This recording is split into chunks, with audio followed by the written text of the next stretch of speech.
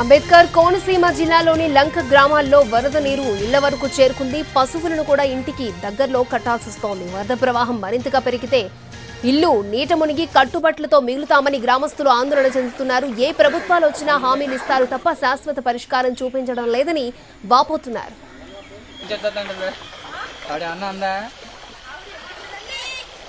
అంబేద్కర్ కోనసీమ జిల్లా లంక గ్రామాల్లో ఇళ్లను చుట్టుముట్టిన వరద స్థానికుల ఆవేదనపై మరింత సమాచారాన్ని మా ప్రతినిధి సాయి సుధీర్ అందిస్తారు.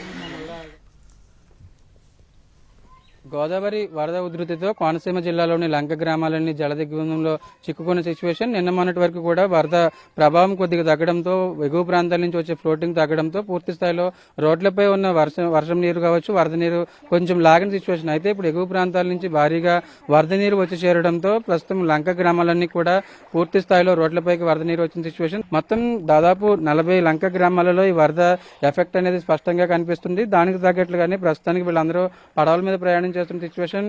ఎక్కువగా లంక గ్రామాల ముమ్మిడివరం నియోజకవర్గం, అదేవిధంగా రాజోలు, పి గన్నవరం ఈ 3 నియోజకవర్గాల్లో ఈ ఫ్లడ్ ఎఫెక్ట్ అనేది కనిపిస్తుంది. దానికి తగ్గట్లుగానే ఉద్యాన పంటలు కావచ్చు, అదేవిధంగా వరి పంటలు పూర్తి స్థాయిలో నీట మునిగిన సిచ్యువేషన్. ప్రస్తుతానికైతే ఈ కోనసీమ జిల్లా వ్యాప్తంగా స్కూల్స్ కూడా హాలిడే ప్రకటించారు. ప్రస్తుతానికి దానికి తగ్గట్లుగా స్కూల్స్ లో పునరావాస కేంద్రాలు ఏర్పాటు చేసిన పరిస్థితి. ప్రస్తుతానికైతే ఈ కోనసీమ జిల్లా వ్యాప్తంగా రాజోలు నియోజకవర్గం, అదేవిధంగా పి గన్నవరం నియోజకవర్గం, ముమ్మిడివరం నియోజకవర్గం ఈ 3 నియోజకవర్గాలలో వరద ప్రభావం కనిపిస్తుంది.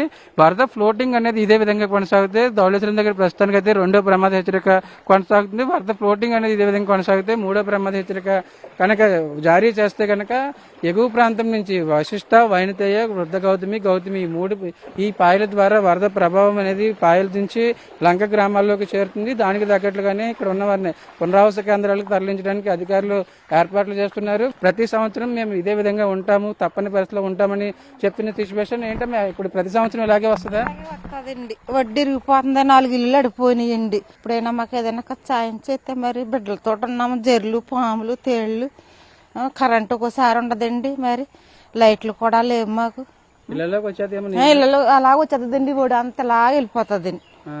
ఇంకా గేదెలు అయ్యి అలాగ ఉన్నాయి. పొలాల్లో తీసుకొచ్చి తీసుకొచ్చాడు కట్టుకున్నాము.